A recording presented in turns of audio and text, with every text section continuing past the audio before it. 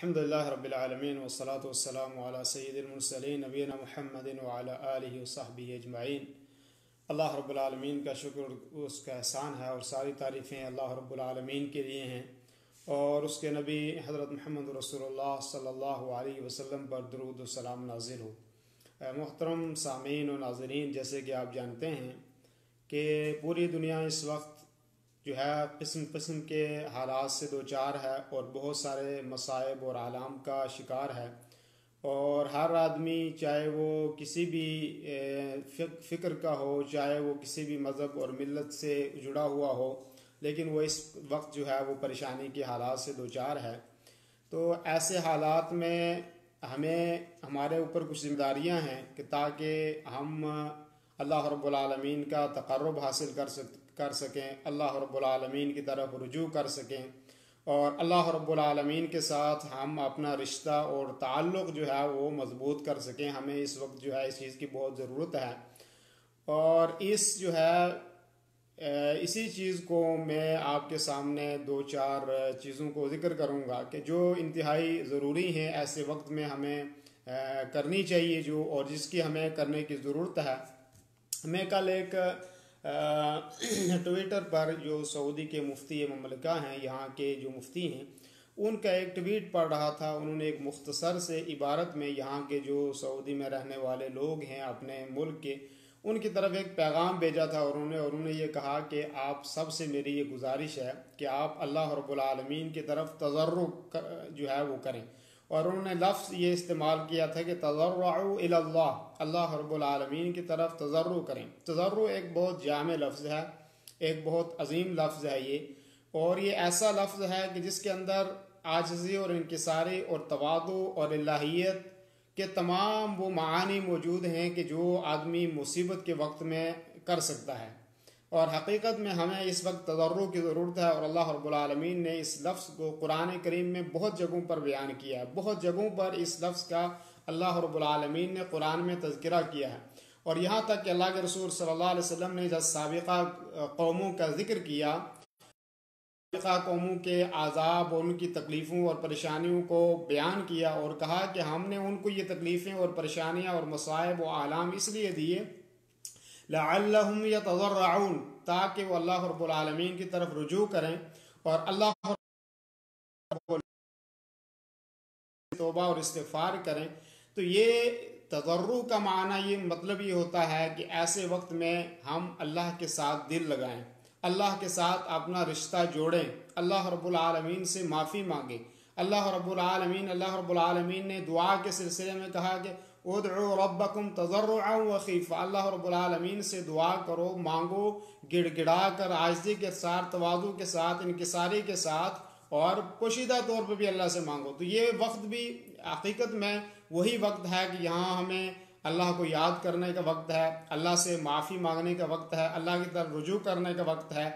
और जितना इंसान इस वक्त झुकेगा, जितना अल्लाह के सामने आजिज़ी करेगा, जितना अल्लाह के सामने रोएगा, जितना अपनी कमज़ोरी का इजहार करेगा, और यहाँ तक कि जब तज़र्रु के मानी को मैंने तलाश करने की कोशिश की तो उसमें कहा कि तज़र्रु का मतलब ये है कि आदमी ये समझ ले कि अल्लाह ताला अब तेरे सिवा कोई भी नहीं है, तू ही मेरा खालिक, तू ही मेरा मालिक है, तू ही मुझे इस परेशानी से निजात देने वाला है और तेरे अलावा कोई दुनिया में कोई इंसान, कोई भी ऐसा नहीं है कि जो इस मुसीबत और इस तकलीफ़ से मुझे निकाल दे।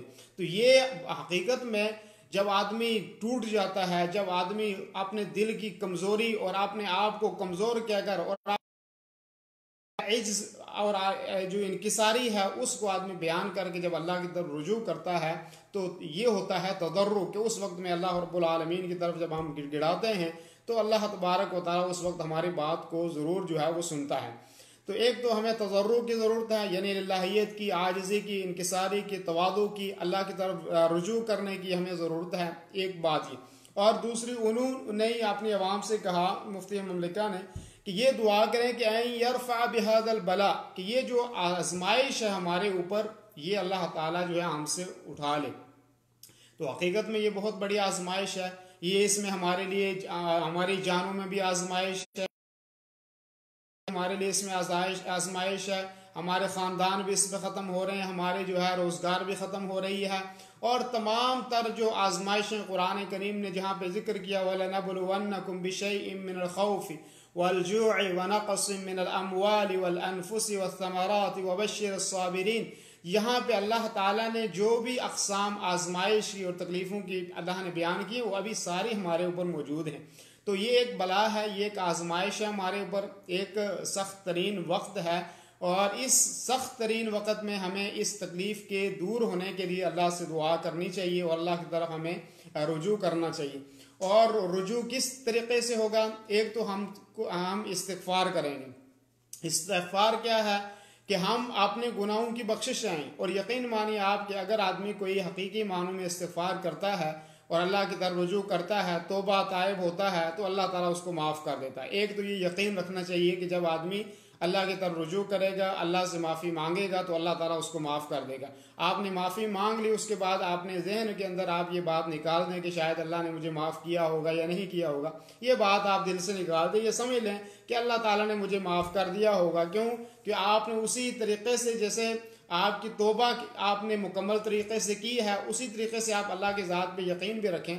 और ऐसे हालात में हूँ या इससे भी सख्त हालात हूँ या इससे भी सख्त तकलीफ़ें हूँ, ऐसे अवकात में एक तो आदमी को मायूस नहीं होना चाहिए। मायूसी अल्लाह रब्बुल आलमीन ने कुरान में ख़ुद फरमाया है कि वला तक़नतू मिन रहमतिल्लाह, अल्लाह की रहमत से कोई आदमी ना उम्मीद ना हो, रहमत से ना उम्मीद नहीं होना चाहिए। उम्मीद हमेशा आदमी को होनी चाहिए कि अल्लाह ताला जो है वो मुझे इंशाअल्लाह इस बीमारी से निकालेगा।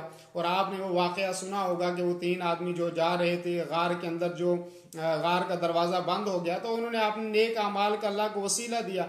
और फिर आपको पता है कि जब वो गार का दरवाज़ा बंद हो गया और अब निकलने के चांस नहीं थे, फिर भी उन्होंने आप उम्मीद बाकी रखी, अल्लाह से दुआ की और अल्लाह ने उस गार का दरवाज़ा खोल दिया। फिर वो लोग जो है निकल के बाहर आए। और ऐसा बहुत दफ़ा होता है, बहुत दफ़ा के ऊपर शदीद तरीन परेशानियां आती हैं, लेकिन अल्लाह ताला वहाँ से निकलने के ज़रिए जो है वो पैदा कर देता है। तो ये भी एक आजमाइश है, ये एक इब्तिला है, हमारी उम्मीदों पे जीता है कि उम्मीदों के पुल बांध ले कि हमेशा उम्मीद लगाए बैठा रहे और उम्मीद ही पर रहे और अल्लाह से डरे भी ना, इबादत भी ना करे, ऐसा भी नहीं। बल्कि मोमिन की ये कैफियत होती है कि वो उम्मीद भी रखता है और अल्लाह रब्बुल आलमीन का डर भी रखता है कि अल्लाह मुझे जो है आज़ाब देगा अगर मैं कोई गलत काम करूँगा, अगर मैं कोई बुरा काम करूँगा तो मुझे उसके ऊपर सज़ा मिलेगी। तो ये दोनों कैफियतें हमें जो है उम्मीद भी कभी अल्लाह ताला से रखें कि अल्लाह ताला हमें माफ़ भी कर देगा। तो दोनों चीज़ें होनी चाहिए, एक उम्मीद भी होनी चाहिए और दूसरी जो है हमें तौबा और इस्तिग़फ़ार भी होनी चाहिए, करना चाहिए। और अल्लाह रब्बुल आलमीन ने कुरान करीम में बेशुमार मकामात पर बहुत जगह जो है वो इस चीज़ का जिक्र किया कि जब भी आदमी जो है इस्तिग़फ़ार करता है, बारिशें बंद हो जाती है तो इस्तिग़फ़ार से बारिशें अल्लाह देता है। रिज़्क़ में कमी हो जाती है तो आदमी इस्तिग़फ़ार करता है तो रिज़्क़ में इजाफ़ा हो जाता है। और इमाम मालिक रहमतुल्लाह के एक मशहूर वाक़या है, वो कहते हैं कि मैं जो है एक मरतबा कहीं पे सफ़र में जा रहा था तो मैंने एक जगह पड़ाव डालने की कोशिश की, तो वहाँ पे जो है मुझे मस्जिद से धक्के दे के लोगों ने बाहर निकाल दिया और मैं एक नान की दुकान पे जहाँ रोटियाँ बनती है वहाँ पे गया और मैंने उनको कहा कि मुझे रहने की जगह जो है वो दे दें। तो उसने कहा मेरे के पास भी जगह नहीं है। तो कहते एक आदमी ने मुझे अपने साथ दे लिया और जब मैं उसके घर में गया तो मैंने देखा कि वो जो है कोई भी काम घर का करता है तो अस्तगफिरुल्लाह अस्तगफिरुल्लाह अस्तगफिरुल्लाह करता है। तो वो कहते हैं मैंने उससे पूछा कि आपको कुछ फ़ायदा भी हुआ इस्तिग़फ़ार का कि बस आप हर वक्त इस्तिग़फ़ार इस्तिग़फ़ार इस्तिग़फ़ार करते? कहता है कि मेरे पास दौलत नहीं थी, अल्लाह ने दौलत भी दी और इस इस्तिग़फ़ार की बदौलत अल्लाह ने मुझे हर चीज़ से नवाजा। और सिर्फ मेरी एक ख्वाहिश थी कि मैं चाहता था कि मैंने सुना था इमाम मालिक रहमतुल्लाह अलैह अपने वक्त के बड़े इमाम हैं और अल्लाह मुझे उनसे मिला देता। तो इमाम मालिक रहमतुल्लाह उसकी बात सुन कर कहने लगे कि शायद अल्लाह रब्बुल आलमीन ने मुझे खींच कर अल्लाह ताला जो है इस आदमी के पास लाया। तो इस्तिग़फ़ार से बड़े बड़े मसाइल हल हो जाते हैं। इस्तिग़फ़ार से आदम अलैहिस्सलाम को जन्नत से जब निकाला गया तो इस्तिग़फ़ार की बदौलत दोबारा आप जन्नत के अंदर दाखिल हो गए।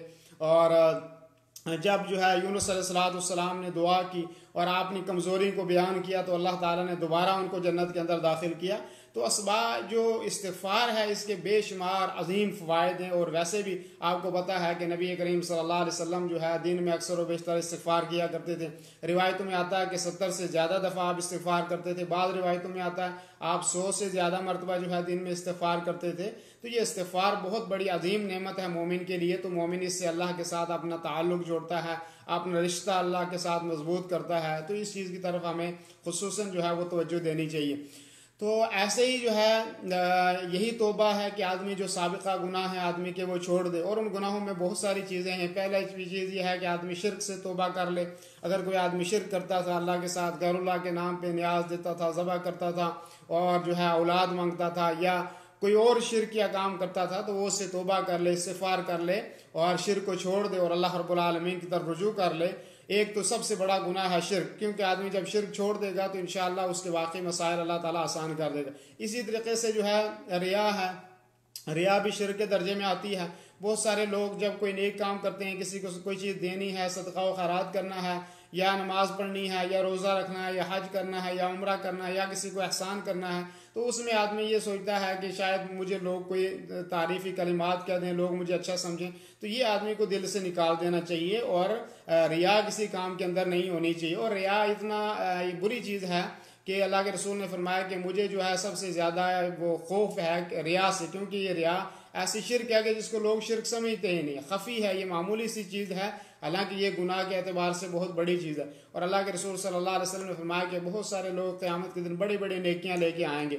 वक़दिमना इला मा अमिलू मिन अमलिन फ़जअलनाहु हबाअम मनसूरा, कि पहाड़ों जैसी बहुत सारी नेकियां लोग लेकर आएंगे, लेकिन क्या होगा कि उनकी कोई अहमियत नहीं होगी, इसलिए कि वो अल्लाह रब्बुल आलमीन के लिए नहीं की होंगे। अगर हाफिज़ कुरान है या आलिम है या मौलवी है या कोई साहिब सरवत है, माल और दौलत वाला है, और या कोई मुजाहिद अजीम है, जिहाद करने वाला है, अगर इन लोगों के अंदर भी इखलास नहीं है, ये लोग भी अल्लाह के लिए खिदमत नहीं करते, तो इनके सारे अमल इनके मुंह पर मार दिए जाएंगे और इनको जहन्नम के अंदर डाल दिया जाएगा।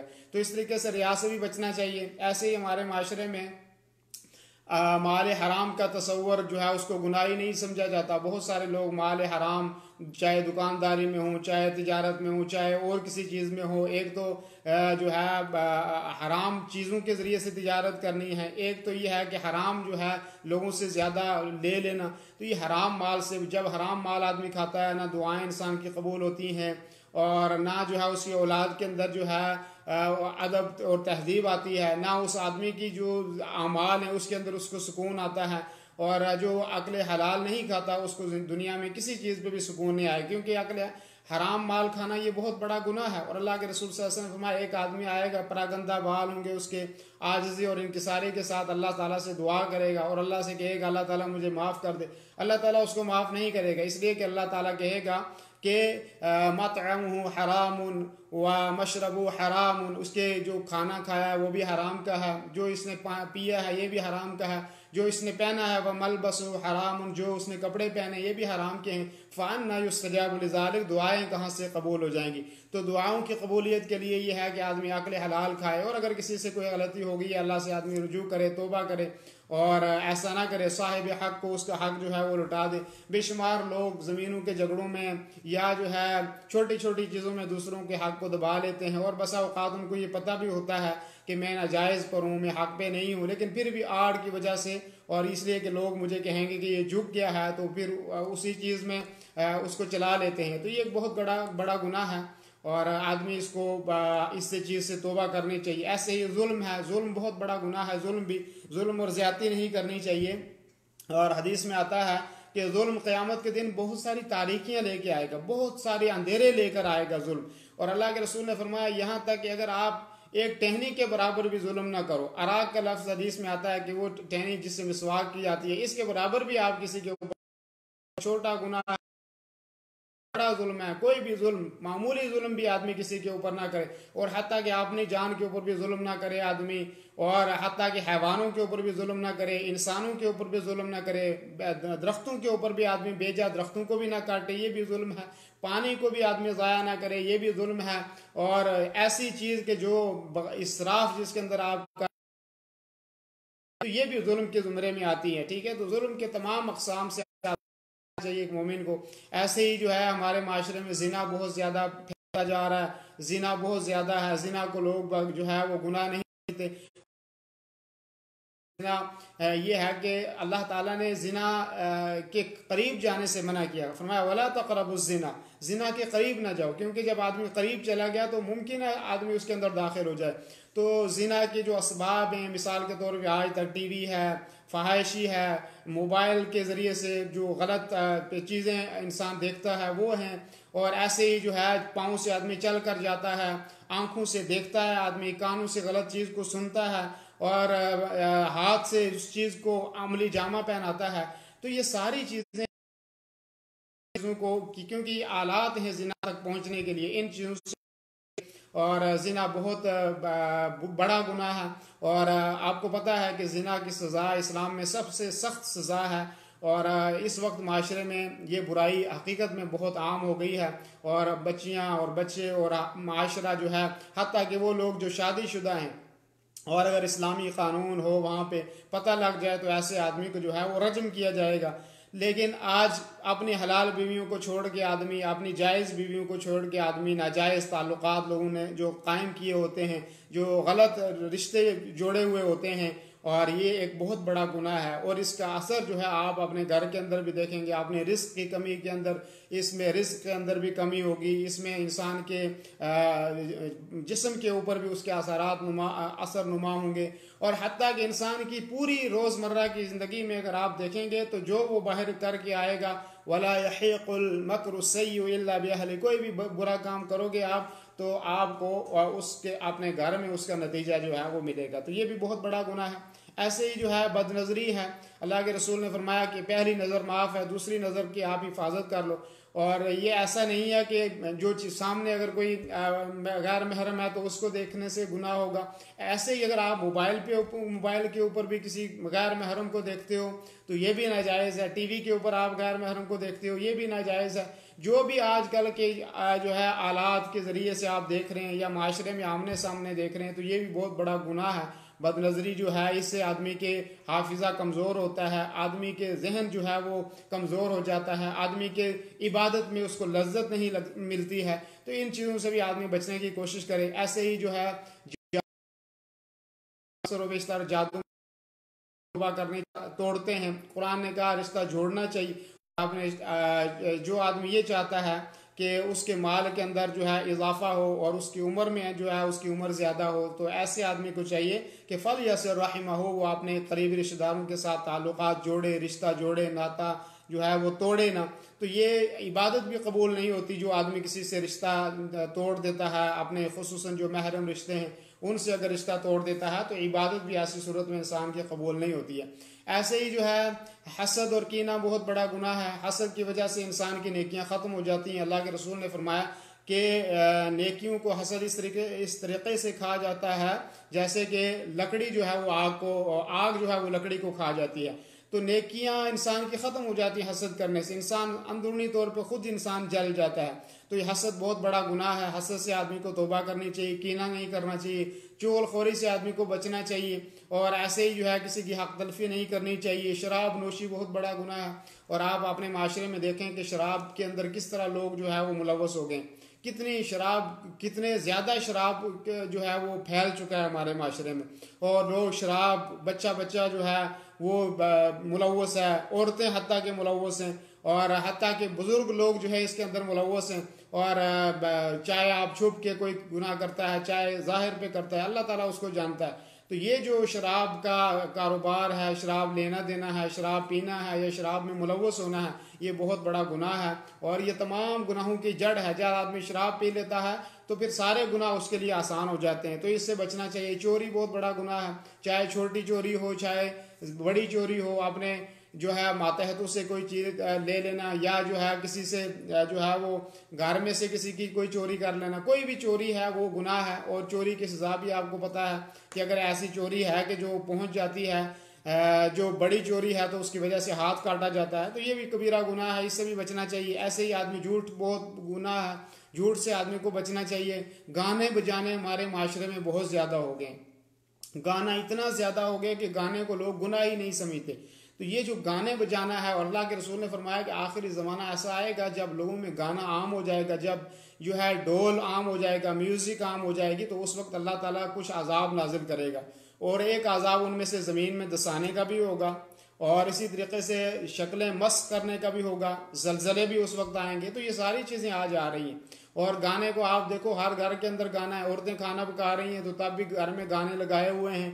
कोई भी काम कर रहे हैं, पढ़ाई कर रही हैं तो साथ में गाना लगाया, सो रहे हैं तो गाना लगा के सो रहे हैं। कहते जी गाने के बगैर हमें नींद ही नहीं आती है, ठीक है। और ऐसे ही खाना हमारी जो पुराने वालिदात, हमारी माएँ होती थी या नेक लोग जो पहले होते थे, वो जब खाना बनाते थे तो अल्लाह को बावुज़ू होकर खाना बनाते थे और बनाती थी हमारी वालिदा। और उसके बाद जो है क्या करती थी कि वो अल्लाह का नाम लेकर जो है कुरान पढ़ के बावुज़ू होकर रिज़्क़ को हाथ लगाती थी। और उसका नतीजा होता था कि फिर औलाद कैसी निकलती थी, आबिद निकलती थी औलाद, आलिम निकलती थी औलाद, मुत्तकी औलाद निकलती थी औलाद, में औलिया अल्लाह पैदा होते थे, वली औलाद में पैदा होते थे। और ऐसे मुस्तजाब दावात लोग जो हैं औलाद में पैदा होते थे जब माएँ नेक होती थी। जब माओं ने भी बेहयाई अपनाना शुरू की, फहाशी अपनाना शुरू की, जब माओं ने गाने सुनने शुरू कर लिए, जब माओं ने अपना उठना और बिछोना जो है वो गानों को समझ लिया, जब उन्होंने ज़िक्रुल्लाह को बुला दिया और अल्लाह का जब जिक्र, अल्लाह ताला ने कुरान में फरमाया कि जो आदमी जिक्र से एराज़ करता है उसकी ज़िंदगी तंग हो जाती है। आज कितने लोग हैं हम में से, हमारी ज़िंदगी तंग है, हम अपनी ज़िंदगी से खुद तंग है। हमें अपनी ज़ात के ऊपर गुस्सा आता है कि हम ऐसे ही गुस्सा आता है, कोई हमें कुछ नहीं कहता फिर भी गुस्सा आता है। कितने लोग हम में बेचैन हैं, किस वजह से बेचैन है? हमने ज़िक्रुल्लाह को बुला दिया, हम अल्लाह का जिक्र नहीं करते। हम कितनी दफ़ा दिन में सुबहान अल्लाह पढ़ते हैं, कितनी दफ़ा अल्हम्दुलिल्लाह का पढ़ते हैं, कितनी दफ़ा अल्लाहु अकबर पढ़ते हैं, कितनी दफ़ा हम जिक्र करते हैं। बेशुमार अल्लाह के रसूल से तुम उठते बैठते अल्लाह को याद करते थे, पहलू पर सोते हुए भी अल्लाह के रसूल अल्लाह को याद करते थे, ठीक है नी। और जाकिर में जब आदमी, जाकिरीन में आदमी का नाम उस वक्त लिखा जाएगा कि जब हर अमल करते हुए वो अल्लाह का जिक्र करे और अल्लाह से के रसूल से जो दुआएं मनकूल हैं उन दुआओं को पढ़ता रहे। तो मैं ये अर्ज़ कर रहा था कि गाने और बजाने बहुत आम हो गए हमारे माशरे में। वालिद की जिम्मेदारी है कि अपनी औलाद को गानों से बचाए, ठीक है ना। उस्ताद की जिम्मेदारी है कि उस्ताद अपने बच्चों को गाने बजाने और ढोल ढमक्के से दूर रहने के लिए कहे। घर वाले की जिम्मेदारी है कि अपनी बीवी को नसीहत करे कि तो अल्लाह से डरना चाहिए। गाने से दिलों के अंदर बुग़्ज़ पैदा होता है, गानों से दिलों के अंदर नफरत पैदा होती है, गानों से शैतान इंसान के करीब आता है, रहमत के फरिश्ते जो हैं उससे दूर होते हैं।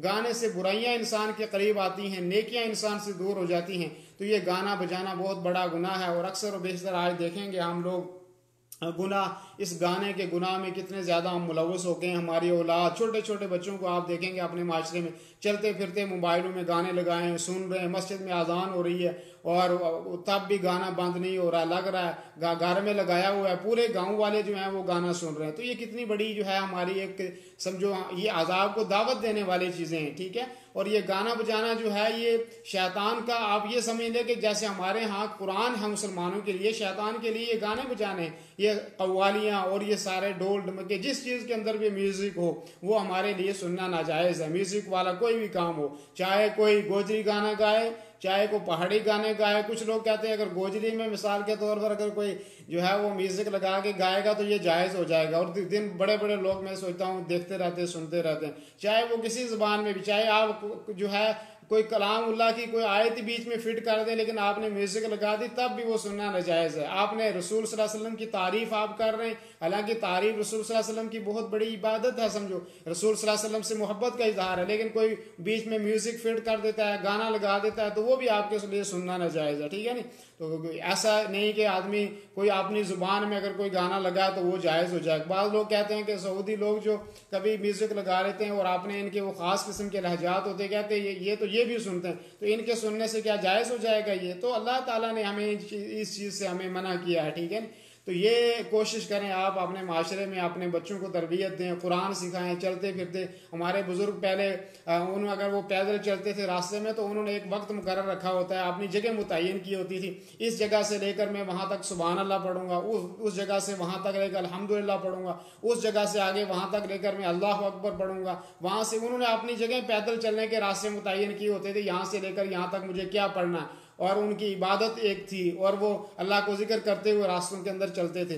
तो जब तक हम अपने साबिका नेक लोगों की तरफ रुजू नहीं करेंगे तो ये मसाइब कम नहीं होंगे, ये मसाइब जो है वो बढ़ेंगे दिन ब दिन। तो इन चीज़ों की तरफ रुजू करने की ज़रूरत है। ऐसे ही ज़ालिमों का साथ ना दिया जाए। ज़ालिमों के अगर कोई ज़ालिम गवाही देने का आपको कहता है, चाहे आपका कितना करीबी है, अगर वो ज़ालिम है तो आप उसकी गवाही ना दें, ठीक है, आप हक की गवाही दें और आप जालिमों का साथ हर सूरत में ना दें। जालिमों का साथ देने वाला भी जालिम तस्वर किया जाता है, वो कैसा भी जालिम हो, चाहे अपनी ज़ात पे जुल्म करने वाला हो, चाहे माशरे पे जुल्म करने वाला हो, चाहे जो है नाजायज़ तरीके से जंगलों को काटने वाला हो, चाहे जो है कोई और सौदा करने वाला हो, जालिमों का साथ आदमी को नहीं देना चाहिए, क्योंकि जालिमों का साथ देने वाला भी जालिम ही तस्वर किया जाएगा। ऐसे ही जो है मुनाफिकत आदमी के अंदर नहीं होनी चाहिए। आदमी इन लोगों के पास बैठा तो उनकी बात कर रहा है, इन लोगों के पास बैठा तो इनकी बात कर रहा है, ठीक है, उन लोगों के पास बैठा तो उनकी बात कर रहा है। ऐसे ही जो है गैर मुस्लिमों के दीन को नहीं समझना चाहिए कि हमारा इनका दीन अच्छा है, या उनको आदमी उनके साथ बैठे और ये तस्वर करे कि ये ऐसे ही हैं जैसे कि, या बहुत दफ़ा लोग कह देते हैं कि ये गैर मुसलमान हमारे मुसलमानों से अच्छे हैं, ठीक है, अच्छे वो अखलाकी तौर पर अच्छाई हो सकती है, लेकिन एक मुसलमान को अल्लाह ताला ने जो मकाम और जो मर्तबा दिया है तो उसको आपको और मुझे समझना चाहिए। तो ये चीज़ थी, किस इस्तेबार थे कि ये सारी चीज़ें हम छोड़ेंगे तो तब हम इस्तिग़फ़ार करने वाले कहलाएंगे। जो जो चीज़ें मैंने जिक्र की, बाद चीज़ें मैंने जिक्र की, तो इन चीज़ों को जो छोड़ेगा आदमी तो समझो वो एक तौबा ही होगी। अब हमने दूसरा क्या करना है, अमाल सालिहा जो है करना है, और खुसूसन जब अभी रमज़ान मुबारक का महीना, मुक़द्दस महीना, मुबारक महीना, बरकतों वाला महीना हमारे करीब आ रहा है, तो ऐसे वक्त में हमें ज़रूरत है कि हम अल्लाह की तरफ ज़्यादा रुजू करें, और इस वक्त में हमें आमाल सालिहा करने की ज़रूरत है। आमाल सालिहा क्या होता है कि आमाल यानी बहुत सारे अमल, अमल की जमा अमाल, और सालिहा यानी नेक अमाल। नेक अमल कौन कौन से, मैं उसकी वजाहत फरमाऊँ, लेकिन आमाल सालिहा में भी शर्त है। एक ये कि वो अमल जो है अल्लाह के लिए हो। कोई भी नेक अमल आप करें तो वो पहली बात कि वो अल्लाह रब्बुल आलमीन के लिए वो नेक अमल होना चाहिए, ठीक है। दूसरी बात ये कि वो कुरान और सुन्नत के मुताबिक होना चाहिए, इसलिए कि अल्लाह के नबी सल्लल्लाहु अलैहि वसल्लम ने दुआएं भी की, अल्लाहुम्मा इन्नी अस्अलुका इल्मन नाफ़िअ व रिज़्क़न तय्यबा व अमलन मुतक़ब्बला, कि अल्लाह ताला मुझे कबूल होने वाला अमल दे। कबूल होने वाले इल्म से मुराद ये है कि ऐसा अमल के जो अल्लाह और उसके रसूल के तरीके के मुताबिक हो। अगर कोई आदमी बहुत बड़ा अमल भी कर ले लेकिन वो कुरान और सुन्नत के मुताबिक उसका इल्म नहीं है, अमल नहीं है, तो ऐसी सूरत में उसको वो कोई नफ़ा नहीं देगा। तो इसलिए ज़रूरी है अमल साले के अतबार से, एक तो अल्लाह रब्बुल आलमीन के लिए हो, इखलास हो उसके अंदर, और दूसरी बात ये हो कि वो अमल जो है कुरान और सुन्नत के मुताबिक हो। और पहली बात आमाल सालिहा में यह है कि आदमी अल ईमान बिल्लाहि व बिर रसूल, अल्लाह के ऊपर ईमान लाए, अल्लाह के रसूल के ऊपर ईमान लाए। तो ये अव्वलीन शर्त है। जो आदमी अल्लाह पर ईमान लाया, अल्लाह के रसूल के ऊपर ईमान लाया, तो वो आदमी जन्नत के अंदर ज़रूर दाखिल होगा इंशाअल्लाह। तो आमाल सालिहा में पहली शर्त यह है कि आदमी अल्लाह की ज़ात पर दिल से, जान से, हर तरीके से अल्लाह की ज़ात पर ईमान लाए, और दूसरे के दीन को हम अपने दीन से अफजल ना समझे। इस्लाम सबसे अफजल दीन है, अगरचे मुसलमान कहीं पे जो है मगलूब हो गए, लेकिन अल्लाह ताला ने कहा लअग़लिबन्न अना व रसूली, अल्लाह का दीन गालिब होगा और उसके रसूल का दीन गालिब होगा। तो ये दिल में आदमी कभी भी तस्वर ना रखे कि हम मगलूब हो गए हैं, हम कमज़ोर हो गए हैं, हमारे अंदर बहुत सारी चीज़ें आ गई हैं, लेकिन हम ही गालिब आने वाले हैं, और इस्लाम ही जो है गालिब दीन है और गालिब होकर रहेगा पूरी दुनिया में। तो इसलिए ईमान बिल्लाह और ईमान बिर रसूल आदमी को सबसे पहली चीज़ आमाल सालिहा में। दूसरी चीज़ है अस्सला, नमाज का कायम करना। इसके नमाज के मुतालिक बहुत सारी बातें हो गई, लेकिन नमाज को कायम करना, उसको वक्त के ऊपर कायम करना, उसको पढ़ना, उसको अल्लाह की इबादत समझ के पढ़ना, अल्लाह का हक समझ कर उसको पढ़ना। ऐसे ही जो है ज़कात अदा करना, ज़कात इस्लाम जिनके ऊपर ज़कात है उनको ज़कात अदा करना। रमज़ानुल मुबारक के भी महीना आ रहा है, रोज़े रखने, तो उस रमज़ान के रोज़ों में भी अल्लाह रब्बुल आलमीन के लिए हम उसके रोज़े रखें, और जो चीज़ें रमज़ान के रोज़ों में मना है उसे आदमी झूठ से, ग़िबत से, इन चीज़ों से रुक जाए।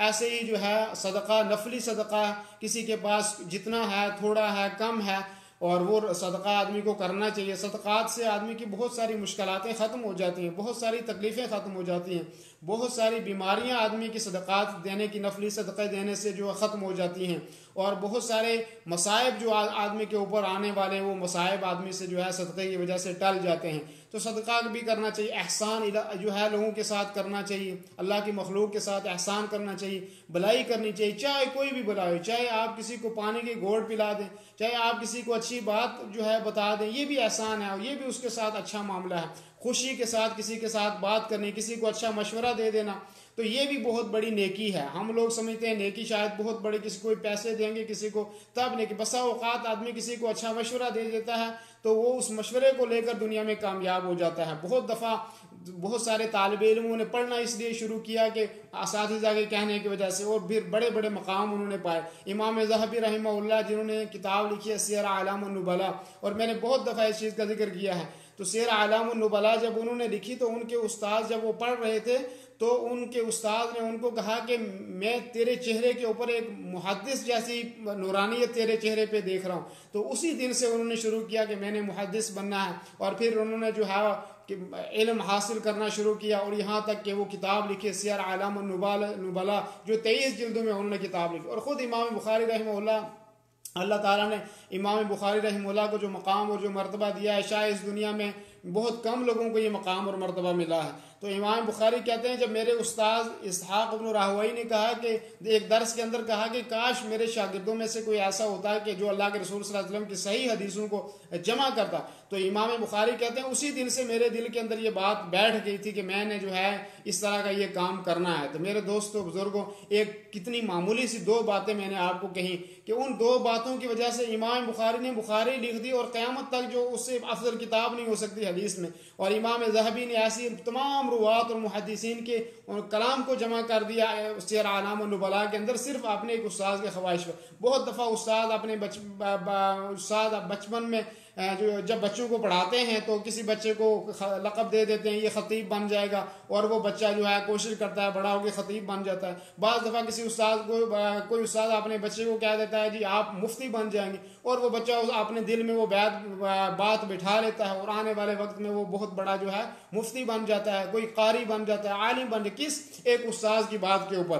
या बसा औकात किसी ने मशवरा दे दिया पढ़ाई का कि आप पढ़ें, या कोई आप ये काम करें, या किसी ने कह दिया आप तिजारत करें, और वो मालदार बन गया। हर आदमी के कामयाबी के पीछे एक दूसरे आदमी का हाथ होता है। तो आप कम अज़ कम अगर किसी के साथ जो है किसी को कुछ दे नहीं सकते तो आप अच्छा मशवरा उसको दे दें, उसके साथ नेकी का काम करें। नेकी के काम करने से इंसान की ज़िंदगी में नूरानियत आती है, इंसान सुकून महसूस करता है। हमारे पुराने ज़माने में लोग जब गाड़ियाँ नहीं थी, जब जो है लोग पैदल चलते थे, सामान अपने कंधों पे उठाते थे, नौजवान लोग अपने बुजुर्गों का बोझ उठा लिया करते थे, और उनका बोझ जो है उठाते थे, उनके साथ अच्छाई करते थे, उनके साथ अच्छा बर्ताव का औरतों को देखते थे, और औरतों के अगर बच्चे उठाए हुए होते थे तो लोग जो है उठा लेते थे। ये नेकियां थी, इसको मामूली नहीं समझना चाहिए था। आज भी अगर किसी के पास गाड़ी है, आप रास्ते में जा रहे हैं और कोई बुजुर्ग आपको नजर आया या कोई आपको पैदल चलता हुआ नजर आया, आप अपनी गाड़ी पे बिठा लें, आपकी शान में कोई कमी नहीं आएगी, अल्लाह आपको अजर देगा। तो एहसान का जो मामला है, लोगों के साथ एहसान का, ये तो एहसान करना चाहिए। एहसान बहुत बड़ी नेमत है, और एहसान जो है आदमी को कभी एहसान फरामोश नहीं होना चाहिए। हम नेकियों के मोहताज हैं, हमें नेकियां चाहिए, और नेकियां छोटी छोटी मिलके फिर पहाड़ों जैसी नेकियां बन जाती हैं। और क़यामत के दिन आपको पता है एक ज़र्रा के बराबर किसी ने नेकी की होगी तो वो भी अल्लाह ताला उसको बदला देगा। एक ज़र्रा के बराबर बुराई की होगी तो तब भी आदमी को उसका बदला मिलेगा। तो इसलिए नेकी के काम, छोटी नेकी है, कितनी मामूली नेकी है, नेकी के रास्ते को आप न छोड़ें, नेकी आप करते रहें, इसका बदला इंशाअल्लाह जो है आपको क़यामत में अच्छा बदला मिलेगा। तो एहसान करें, अपने दुश्मन के साथ भी एहसान करें, जो आपके साथ आपका भला नहीं चाहता है, आपका बुरा चाहता है, उसके साथ भी एहसान करें। और मशहूर वाक़या हुआ है कि जब हज़रत आयशा रज़ियल्लाहु अन्हा पे कुछ लोगों ने तोहमत लगाई, और उनमें कुछ सहाबा भी थे जो इन चीज़ों को अंदरूनी तौर पे नहीं जानते थे कि इसके पीछे इन लोगों की क्या मंशा है, तो उन्होंने भी जो है हज़रत आयशा के बारे में, रज़ियल्लाहु अन्हा के बारे में बुरा भला कहा। और बाद में जब हज़रत अबू बकर को पता चला, और हज़रत अबू बकर उनमें से एक सहाबी के ऊपर खर्च किया करते थे, उनकी जो है कफ़ालत किया करते थे, तो हज़रत अबू बकर को बड़ी नाराज़गी हुई, कहा कि अब मैं इनकी देखभाल नहीं करूँगा। लेकिन कुरान करीम की आयत करीमा नाज़िल हुई कि जिन लोगों के साथ आप एहसान करते थे, जिनको आप खर्च करते थे, आप अपना हाथ न रोकें, अल्लाह ताला बहुत बड़े फजल वाला है। तो जब अल्लाह ताला जो है हमारे ऊपर, हम गुनाह करते हैं तब भी अल्लाह देता है, कितने हम दिन भर गुनाह करते हैं, कितने हमसे गुनाह होते हैं, फिर भी अल्लाह ताला हमें देता है, हमें दे रहा है रिज़्क़। कभी अल्लाह ताला जो हाथ बहुत दूर से जाके अल्लाह इंतकाम लेता है, जब अल्लाह की ज़मीन को हम छोड़ देते हैं, जब हम बहुत ज़्यादा नाफरमानी करना शुरू कर देते हैं, अल्लाह मोहलत मोहलत मोहलत देता रहता है, आखिर में हमारी पकड़ होती है। तो इसलिए ये कोशिश करनी चाहिए कि आदमी जो है वो जब अल्लाह हमारे साथ नरमी करता है, अल्लाह की मखलूक के साथ हम नरमी करें, उनके साथ अच्छा बर्ताव करें, उनको हम जो है अच्छे मशवरे दें। ऐसे ही नेक अमाल के अंदर जो है वो कुरान करीम की तिलावत है। कुरान करीम एक अजीम किताब है, एक मुक़द्दस किताब है, जिसका पढ़ना हमारे लिए बरकत का ज़रिया है। जिस जगह में पढ़ा जाएगा वो जगह बरकत रहेगी, और जिस माशरे में कुरान होगा वो माशरा इंशाअल्लाह अच्छा माशरा होगा। और जिस दिल के अंदर कुरान होगा वहाँ पर अल्लाह ताला की जो है उस क़ल्ब के अंदर रोशनी पैदा होगी, नूरानियत आएगी उस क़ल्ब के अंदर, उस दिल के अंदर। तो कुरान की तिलावत के बारे में हम लोगों की बड़ी कोताहियाँ हैं। हम कुरान करीम की तिलावत नहीं करते, या कुरान को हम नहीं पढ़ते, या हम हमारे दिलों को, अगर कुरान की तिलावत हम थोड़ी देर सुनते हैं तो लोग कहते हैं मैं नहीं सुन सकता, और चीज़ें सुन लेंगे लेकिन कहते हैं कुरान नहीं सुन सकता। ठीक है नहीं?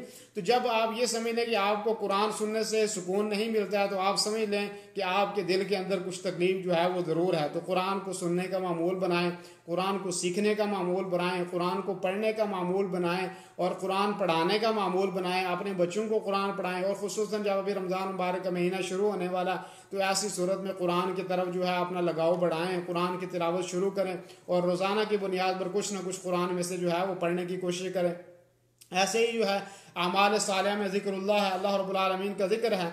और अल्लाह रब्बुल आलमीन का जिक्र जो है ऐसे ही है जैसे कि आप किसी कोई आपने दरख्त लगाया है, और उस दरख्त को आप पानी लगाते रहोगे तो वो दरख्त हरा रहेगा, और अगर आपने उसको पानी लगाना छोड़ दिया है तो अब वो दरख्त जो है वो सूख जाएगा। ऐसे ही जब तक आपके दिल में आप जिक्र करते रहोगे आपका दिल हरा भरा रहेगा। जब आपने जिक्र छोड़ दिया तो आपका दिल जो है वो खुश्क हो जाएगा और आपका दिल वीरान हो जाएगा। तो जिक्र करना चाहिए जितना हो सके, सुबहान अल्लाह 100 दफ़ा, अल्हम्दुलिल्लाह 100 दफ़ा, अल्लाहु अकबर 100 दफ़ा पढ़ना चाहिए। चौथा कलमा इस्तिग़फ़ार, जितना आपसे हो सके आप उतना जो है वो करते रहे। ऐसे ही जो है सच्चाई को अपनाना चाहिए। सिद्क़ जो है बहुत बड़ी नेमत है। सच्चाई जो है ये भलाई की तरफ ले जाने वाली है, कामयाबी की तरफ ले जाने वाली है। झूठ को आदमी को नहीं अपनाना चाहिए। ऐसे ही आदमी नेक अमाल में से है अमाल सालिहा, नेक अमल जो है उनमें से है कि नवाफिल का आदमी एहतमाम करे, चाहे वो रात में पढ़े चाहे दिन में कभी जो है उसको टाइम मिल जाए, वो बावजू होकर अल्लाह के जो है वो नफल नमाज पढ़े घरों में।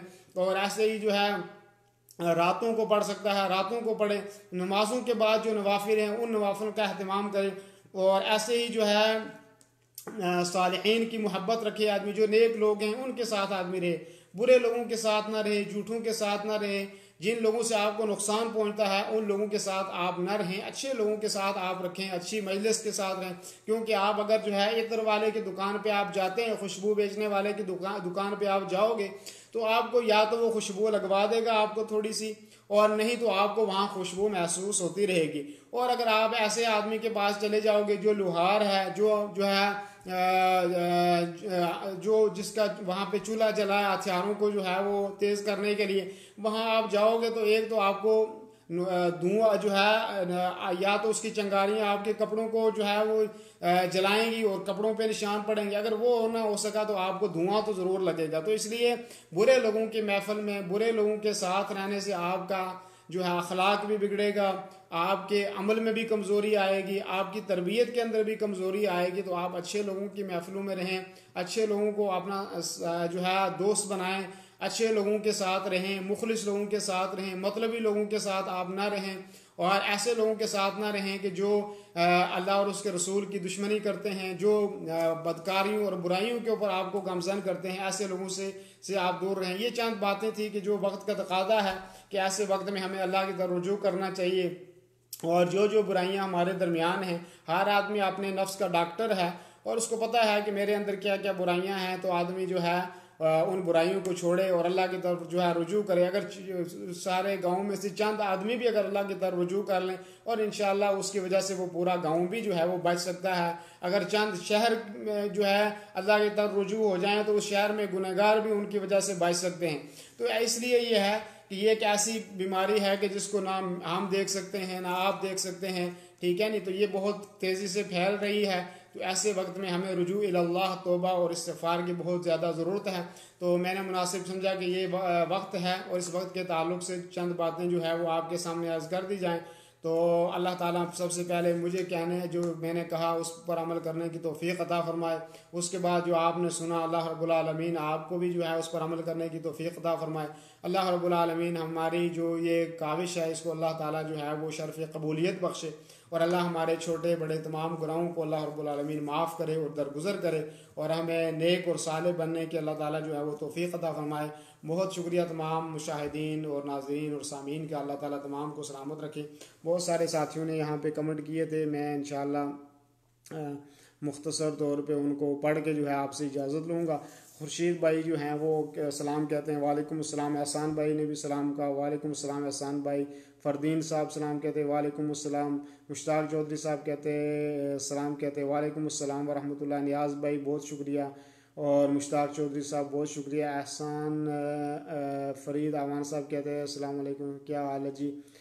मेरा सवाल है कि मुर्गे को ज़बह करने के लिए वज़ू ज़रूरी है, और क्या स्पोर्ट नेकर लगा कर किसी चीज़ को ज़बह करने में कोई हर्ज नहीं है। आप वज़ू के बगैर भी आप जानवर ज़बह कर सकते हैं, और जो आप निकर पहना हुआ है तो तब भी आप जानवर ज़बह कर सकते हैं, कोई गुनाह नहीं है इसमें। मोहम्मद इकबाल ज़िया साहब सलाम कहते हैं, वालेकुम अस्सलाम। माजिद अवान साहब कहते हैं अस्सलाम वालेकुम, बहुत शुक्रिया माजिद अवान साहब। फ़रदीन साहब जो है हमारे साथ हैं। अब्दुल सत्तार मुतव्वा साहब रोज़ाना की बुनियाद पर हमारे साथ होते हैं, कहते हैं मौलाना साहब मुझे ज़िक्र व अज़कार करने का बहुत शौक़ है। बिल्कुल जी, ज़िक्र आप करते हैं तो ये बहुत बड़ा अल्लाह का एहसान है। अल्लाह ताला हम तमाम को ज़ाकिरीन जो है वो बनाए, ज़ाकिरीन में से। और दिशान ज़हूर साहब कहते हैं अहसन जज़ाकल्लाह खैर। अहमद कोहली साहब बहुत शुक्रिया। अहमद कोहली साहब कहते हैं तमाम दोस्त शेयर करें। बिल्कुल जी, इंशाअल्लाह शेयर की होगी तमाम साथियों ने। फरीद साहब कहते हैं अगर किसी को सबक याद ना हो तो वो कौन सी दुआएं पढ़े, अल्लाह अलग सेंड लिख कर सेंड कर दें। इंशाअल्लाह जी, दुआओं के सिलसिले में ये है कि आदमी खाली दुआओं से भी नहीं होगा, बल्कि आदमी पढ़े। कुछ आदमी अगर कहेगा कोई आदमी कि खाली मैं दुआ ही करता रहूँ मुझे इल्म मिल जाएगा, नहीं, बल्कि उसके लिए आपको किताबें पढ़नी पड़ेगी, जद्दोजहद करनी पड़ेगी, कोशिश करनी पड़ेगी। ऐसे ही जो है सबक जिसको याद नहीं होता उसको गुनाहों से पाक होना बहुत ज़रूरी। इमाम शाफी रहमहुल्लाह बहुत ज़हीन थे, बहुत जहन था उनका, लेकिन फिर भी उन्होंने उसके बावजूद भी आपने उस्ताद से शिकायत की। उनके उस्ताद थे वकी कि मुझे जो है वो याद नहीं होता, मेरा हाफिज़ा कमज़ोर है, तो मैं क्या करूँ। तो उनके उस्ताद ने उनको नसीहत की। कहते हैं शकौतु इला वकीअ सूअ हिफ्ज़ि फ़अवसानी इला तर्किल मआसी, कि उन्होंने मुझे जो है नसीहत की कि आप गुनाहों को छोड़ दो, और कहा कि इसलिए कि इल्म ये जो है वो नूर है, और नूर जो है वो गुनाहों की वजह से जो है वो नहीं आता। तो इसलिए क्योंकि एक ही बर्तन में दूध और नापाकी जमा नहीं हो सकती, तो इल्म ये एक नूर है, ये अल्लाह का फ़ज़ल है, और ये जो है गुनाहों की वजह से नहीं आता। आदमी कोशिश करे कि आदमी गुनाहों से पाक और साफ़ रहे, और ऐसे ही आदमी पढ़ता रहे, दुआएं भी करते, अल्लाहुम्मा इन्नी अस्अलुका इल्मन नाफ़िअ व रिज़्क़न तय्यबा व अमलन मुतक़ब्बला, अल्लाहुम्मा रब्बि ज़िदनी इल्मा। ये दुआ भी आदमी कर सकता है, रब्बि ज़िदनी इल्मा। और अल्लाहुम्मा रब्बि इश्रह ली सदरी व यस्सिर ली अमरी वहलुल उक़दतम मिन लिसानी यफ़क़हू क़ौली, ये भी जो है आदमी पढ़ सकता है। और भी दुआएं मनक़ूल हैं हदीस में, जो है वो दुआएं आदमी को, दुआओं का भी अहतमाम करना चाहिए, मुताले का शौक़ भी पैदा करना चाहिए आदमी को। दोनों चीज़ें इंशाअल्लाह साथ, गुनाहों से भी बचना चाहिए, और ये तीनों चीज़ें जब होंगी इंशाअल्लाह। और फिर ये नहीं है कि इल्म चंद दिनों में आ जाएगा, इल्म के लिए एक लंबा वक्त चाहिए, तूल ज़मान, लंबा वक्त चाहिए, उसके लिए मेहनत भी करनी है, और फिर जाकर इल्म इंशाअल्लाह आएगा। तो अल्लाह ताला हम सब को आलिम बा अमल बनाए, और इल्म जो है अल्लाह ताला हमें दे। चौधरी अब्दुल कबीर सल्फ़ी साहब कहते हैं अस्सलाम वालेकुम रहमतुल्लाहि व बरकातुहू, क्या अकीका और कुर्बानी में मादा जानवर भी इस्तेमाल हो सकता है या नहीं? बिल्कुल जी, आप जानवर अकीके के अंदर जो है आप छोटे जानवरों में ज़बह करें, और चाहे आप भेड़ ज़बह करें चाहे बकरी ज़बह करें, और बकरा है या बकरी है या भेड़ है या दुम्बा है, दोनों जो चल सकते हैं, और छोटे जानवरों में देना ही मसनून है, और यही ज़्यादा अफजल है। आज सैनिटाइज़र बहुत ज़्यादा इस्तेमाल किए जाते हैं, सुना है कि इनमें शराब होती है, तो कैसे इस्तेमाल कर सकते हैं? नहीं, इतना ज़्यादा नहीं इसमें। अल्कोहल हर चीज़ में होती है, कोई भी ऐसी चीज़ तकरीबन ऐसी नहीं है जिसमें अल्कोहल ना हो, होती है, लेकिन जो है इतना ज़्यादा शराब नहीं होता, कम मिकदार में वो जो कहते हैं उसमें इतना वो, यानी शराब की कैफियत नहीं होती उसमें बल्कि अलग से वो चीज़ होती है, तो उसके इस्तेमाल में कोई हर्ज नहीं है, इंशाल्लाह इस्तेमाल कर सकते हैं। उलमा के बहुत सारे फतावे इस सिलसिले में मौजूद हैं। तासीन साहब मौजूद हैं हमारे साथ, महमूद रशीद साहब बहुत शुक्रिया जी। और तासीन सुभान अल्लाह क्या मुहद्दिस थे। जी बिल्कुल शुक्रिया। सफ़ूरा जायद साहिबा, अल्लाह आपको ज़ाय खैर दे, अल्लाह आपको सलामत रखे, बहुत शुक्रिया जी। मालिक सराव साहब कहते हैं अस्सलाम वालेकुम। वालेकुम सलाम रहमतुल्लाह। माजिद अवान साहब कहते हैं जज़ाकल्लाह, दुआओं में याद रखें। अल्लाह ताला जी आपको सलामत रखे, अल्लाह ताला आपको खुश रखे, अल्लाह इज़्ज़त दे। फ़रदीन साहब कहते हैं नेकी की दुआ की क्या है मौलाना साहब? नेकी करते जाएं, यही दुआ है, ठीक है नहीं। अल्लाह से दुआ ये भी करते रहें, अल्लाह ताला मुझे नेक बनने की कोशिश, नेक बनने की तौफीक अता फरमाए। अपनी ज़ुबान में भी कर सकते हैं, हदीसों में भी बहुत सारी दुआएं मुझे अभी कोई जहन में नहीं आ रही। तो अल्लाह ताला जो है अच्छे अखलाक मेरे करे, ठीक है। तो ये सारी चीज़ें आदमी कर सकता है। तो मेरे ख्याल में बहुत सारी चीज़ें जो है वो मैंने आज के दर्स में वजाहत की है। तो इंशाअल्लाह बहुत शुक्रिया आपका। अल्लाह ताला आप तमाम सुनने और देखने वालों को अल्लाह ताला ज़ाय खैर दे, और अल्लाह ताला आपकी उम्र में बरकतें करे, और अल्लाह ताला हमें तौबा और इस्तिग़फ़ार करने की तौफ़ीक़ अता फरमाए, और अपने माशरे में नेकी के काम करने को लोगों को कहें। ये वक्त है, इस वक्त में आप जो है अपने माशरे में दावत व तबलीग का कसरत से काम करें। अमर बिल मारूफ़ और नही अनिल मुनकर, ये बहुत ज़रूरी है दुआओं की कबूलियत के लिए, दुआओं के कबूल होने के लिए। तो आप अपने माशरे में अपने दोस्त अहबाब से ज़्यादा नेकी के काम करने के लिए कहें, बुराई के कामों से रुकने के लिए कहें, और जो जो चीज़ें मैंने यहाँ पे गिनाई हैं उन तमाम चीज़ों को जो है छोड़ने की खुद भी कोशिश करनी चाहिए। और अगर अपने माशरे में को आपको नज़र आता है तो उस आदमी को भी आप कहें कि आप इस चीज़ से जो है वो रुक जाएं, बल्कि आप अपने तौर पे अलग से उसको लोगों के सामने नहीं, ज़िल्लत के लिए नहीं, बल्कि नसीहत के लिए उसको कहें, और इंशाअल्लाह वो आदमी मुमकिन है कि वो आदमी जो है वो रुक जाएगा। तो जितने साथी देख रहे थे, अगर आपको मेरी बातें अच्छी लगती हैं, अगर दीन की बात मैंने जो कही है वो अच्छी कही है, तो जो है उसको आप ज़रूर शेयर करें, दूसरे साथियों तक भी पहुंचाएं, और इस पेज पे ज़्यादा से ज़्यादा जो है वो आप जुड़ने की कोशिश करें। हर दिन इंशाअल्लाह आपको दीन की नई नई बातें में जो है वो सुनने को मिलेंगी। तो बहुत शुक्रिया। अल्लाह रब्बुल आलमीन आप तमाम को सलामत रखे। जज़ाकुमुल्लाह खैर व सल्लल्लाहु वसल्लम अला नबीना मुहम्मद व अला आलिहि व सहबिहि अजमईन। अस्सलामु अलैकुम व रहमतुल्लाहि व बरकातुहू।